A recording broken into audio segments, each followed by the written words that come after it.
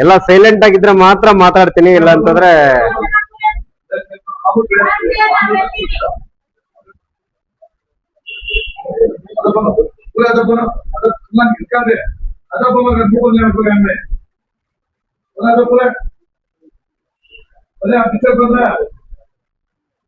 Okay. ಎಲ್ಲರಿಗೂ ನಮಸ್ಕಾರ.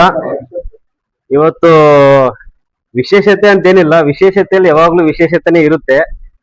So ಅದರ ಒಂದು ಭಾಗವಾಗಿ ಇವತ್ತು ಮುಳಬಾಗಿಲು ನಗರದ ಸರ್ಕಾರಿ ಹಿರಿಯ ಪ್ರಾಥಮಿಕ ಶಾಲೆ ಉರ್ದು, ಆ ಒಂದು ಶಾಲೆ ಮತ್ತು ಸರ್ಕಾರಿ ಕನ್ನಡ ಹಿರಿಯ ಪ್ರಾಥಮಿಕ ಶಾಲೆ ಬಾಳಸಂದ್ರ ಕನ್ನಡ ಶಾಲೆ, ಈ ಎರಡೂ ಶಾಲೆಗಳಿಗೆ ನಾವು ಇಲ್ಲಿ ಓದ್ತಾ ಇರುವಂತ ಬಡ ಮಕ್ಕಳಿಗೆ ಏನು ಒಂದು ಶಾಲಾ ಬ್ಯಾಗ್ಗಳನ್ನ ಕೊಡ್ಬೇಕು ಅಂತ ನಾವೇನು ಆಯೋಜನೆ ಮಾಡ್ಕೊಂಡಿದೀವಿ ನಮ್ಮ ಪ್ರಗತಿ ಚಾರಿಟಬಲ್ ಟ್ರಸ್ಟ್ ವತಿಯಿಂದ. ಈ ಒಂದು ಕಾರ್ಯಕ್ರಮಕ್ಕೆ, ಈ ಒಂದು ಡಿಸ್ಟ್ರಿಬ್ಯೂಷನ್ ಕಾರ್ಯಕ್ರಮಕ್ಕೆ ನಮ್ಮ ಜೊತೆ ವೇದಿಕೆಯನ್ನು ಹಂಚಿಕೊಂಡಿದ್ದಾರೆ ನಮ್ಮ ಕುರುಬರಪೇಟೆ ನಗರಸಭೆ ಸದಸ್ಯರಾದಂತ ನಮ್ಮ ಜಬೀವುಲ್ಲಾ ಸರ್ ಅವರು, ಅದೇ ರೀತಿಯಾಗಿ ಕರ್ನಾಟಕ ರಕ್ಷಣಾ ವೇದಿಕೆ ಮುಳಬಾಗಿಲು ತಾಲೂಕಿನ ಅಧ್ಯಕ್ಷರಾದಂತ ನಮ್ಮ ಬ್ರದರ್ ಆದಂತ ಹುಸೇನ್ ಅವರು, ಅದೇ ರೀತಿಯಾಗಿ ಸರ್ಕಾರಿ ಶಾಲಾ ಶಿಕ್ಷಕರ ಸಂಘದ ಉಪಾಧ್ಯಕ್ಷರಾದಂತ ನಮ್ಮ ಸಹೋದರ ಸಮಾನರಾದ ಹರೀಶ್ ಸರ್ ಅವರು, ಮತ್ತೆ ಬಹುಮುಖ್ಯವಾಗಿ ಇಲ್ಲಿ ಲಾಯರ್ ಸಾಹೇಬ್ರ ಅಂತಾನೆ ಹೇಳ್ಬೇಕು, ನಮ್ಮ ಜಯಪ್ಪ ಸರ್ ಅವರು ಕೂಡ ಬಂದಿದ್ದಾರೆ. ಮತ್ತೆ ಬೈರ್ಕೂರು ವೆಂಕಟೇಶ್ವರ ಬಾಲಕಿಯರ ಪ್ರೌಢಶಾಲೆ, ಆ ಶಾಲೆಗೂ ಕೂಡ ನಾವು 5 ವರ್ಷಗಳಿಂದ ಮಧ್ಯಾಹ್ನದ ಊಟದ ವ್ಯವಸ್ಥೆಯನ್ನು ನಾವು ಆ ಶಾಲೆಗೆ ಮಾಡ್ತಾ ಇದೀವಿ ನಮ್ಮ ಸಂಸ್ಥೆ ವತಿಯಿಂದ.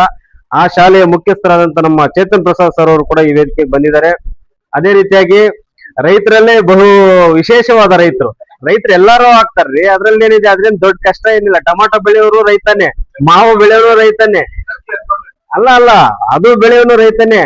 ಆಮೇಲೆ ಲೋಡ್ ಗಟ್ಲೆ ಕೆಮಿಕಲ್ ಆಗಿ ಬೆಳೆಯೋನು ರೈತ, ಅವನ್ ರೈತ ಅನ್ನಲ್ಲ, ಅವನು ವಿಷ ಕೊಡುವಂತ ರೈತವ. ಹಾಗಾಗಿ ರೈತರಲ್ಲೇ ಬಹು ವಿಶೇಷವಾದ ರೈತ ಅಂದ್ರೆ ನಮ್ಮ ಪ್ರಭಾಕರ್ ರೈತರು.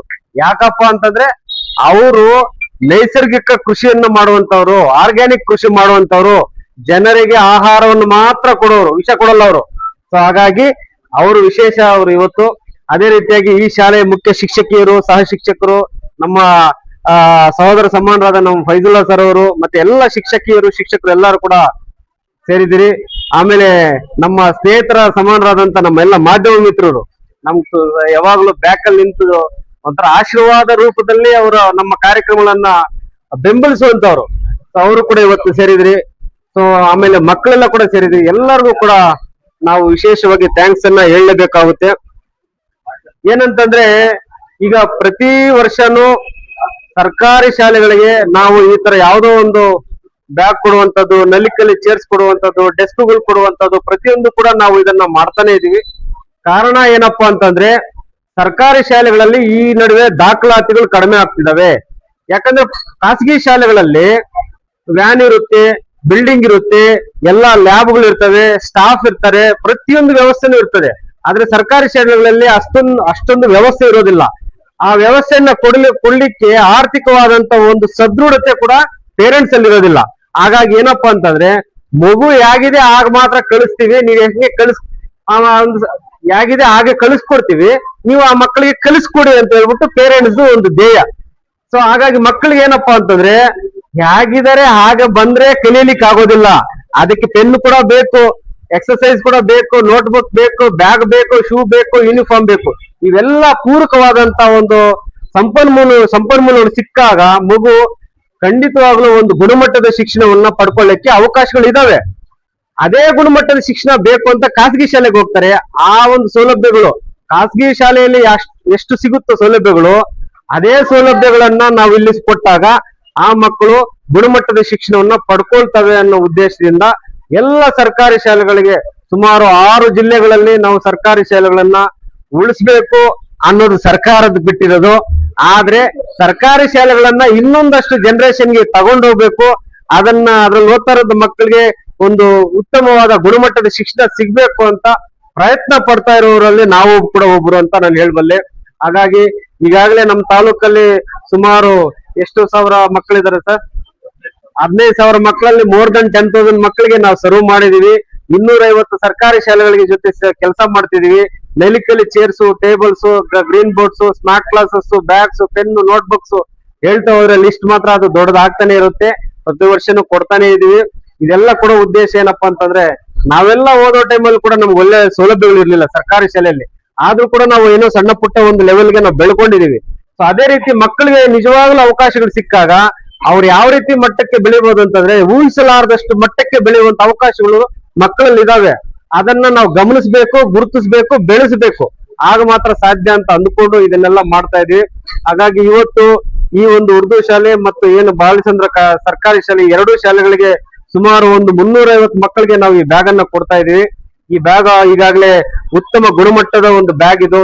ಯೂಸ್ ಮಾಡಿದ್ರೆ, ನೀಟಾಗಿ ಯೂಸ್ ಮಾಡಿದ್ರೆ ಒಂದು 3 ವರ್ಷ ಕೂಡ ಬರಬಹುದು ಈ ಬ್ಯಾಗ್. ಆ ತರ ಇರುವಂತ ಬ್ಯಾಗ್ ಇದು. ಎಲ್ಲ ಒಳ್ಳೇದಾಗ್ಲಿ ಮಕ್ಕಳಿಗೆ.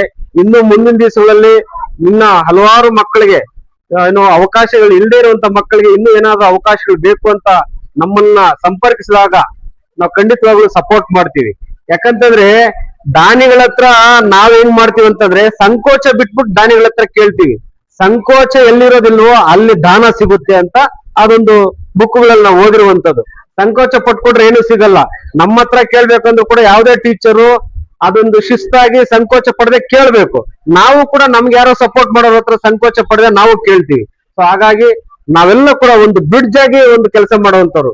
ಯಾರೋ ದಾನಿಗಳಲ್ಲೆಲ್ಲೋ ಯಾರೋ ಇರ್ತಾರೆ, ಇಲ್ಲಿ ಯಾರಿಗೋ ಒಬ್ರಿಗೆ ಅವಶ್ಯಕತೆ ಇರುತ್ತೆ. ಅದನ್ನ ಕನೆಕ್ಟ್ ಮಾಡುವಂತ ನಿಟ್ಟಿನಲ್ಲಿ ಒಂದು ಬ್ರಿಡ್ಜ್ ಆಗಿ ಕೆಲಸ ಮಾಡುವಂತದ್ದೇ NGOಗಳು, ಸಾಮಾಜಿಕ ಕ್ಷೇತ್ರ ಅದೇ ತರ ಕೆಲಸ ಮಾಡುತ್ತೆ ಅಂತ ಹೇಳ್ತೀನಿ. ಹಾಗಾಗಿ ಇನ್ನು ಮುಂದಿನ ದಿವಸಗಳಲ್ಲಿ ಮಕ್ಕಳಿಗೆ ಏನ್ ಬೇಕೋ ಅದೆಲ್ಲ ಕೂಡ ಅವಕಾಶಗಳನ್ನ ನಾನು ತಲುಪಿಸ್ಕೊಡ್ತೀನಿ ಅಂತ ಹೇಳ್ತಾ, ಮಾತಾಡಿದ್ರೆ ಇನ್ನೂ ಸುಮಾರು ಮಾತಾಡ್ಬೋದು. ಅಲ್ಲ, ಅದು ಆದಷ್ಟು ಬೇಗ ನಿಮ್ಮ ನೀಡ್ ಅನಾಲಿಸಿಸ್ ಅನ್ನ ಮಾಡ್ಬೇಕಾಗುತ್ತೆ. ಯಾವ್ದು ನೀಡ್ ಇದೆ ಅಂತ ವಾಂಟ್ಸ್ ಅನ್ನ ನಾವು ಬಿಡ್ಬೇಕಾಗುತ್ತೆ. ಆಲ್ರೆಡಿ ಗೇಮ್ಸ್ ಕೂಡ ನಿಮ್ಮ ಶಾಲೆಗೆ ಸಪೋರ್ಟ್ ಮಾಡಿದೀವಿ. ಇಂಡೋರ್ ಗೇಮ್ಗೆ ನೀವು ಗುರ್ತಿಸ್ಬೇಕು. ಮಾತಲ್ಲಿ ಹೇಳಿದ್ರೆ ಆಗಲ್ಲ, ಅದಕ್ಕೊಂದು ಸ್ಟ್ರಾಟಜಿ ಮುಖಾಂತರ ನೀವು ಹೇಳ್ಬೇದ್ರೆ ಅನುಕೂಲ ಆಗುತ್ತೆ. ಸೊ ಎಲ್ಲರಿಗೂ ಒಳ್ಳೇದಾಗ್ಲಿ ಅಂತ ಹೇಳ್ತಾ ಈ ಒಂದು 2 ಮಾತನ್ನ ಮಾತಾಡಲು ಅವಕಾಶ ಕೊಟ್ಟಿದೆ. ಎಲ್ಲರಿಗೂ ವಂದಿಸಿ, ವೇದಿಕೆ ಮೇಲೆ ಎಲ್ಲರೂ ಬಂದಿದ್ದಾರೆ, ಅವರಿಗೆ ಮತ್ತೊಮ್ಮೆ ನಾನು ವಂದಿಸಿ ನನ್ನ 2 ಮಾತನ್ನು ಮುಗಿಸ್ತಾ ಇದ್ದೀನಿ. ಜೈ ಹಿಂದ್, ಜೈ ಕರ್ನಾಟಕ.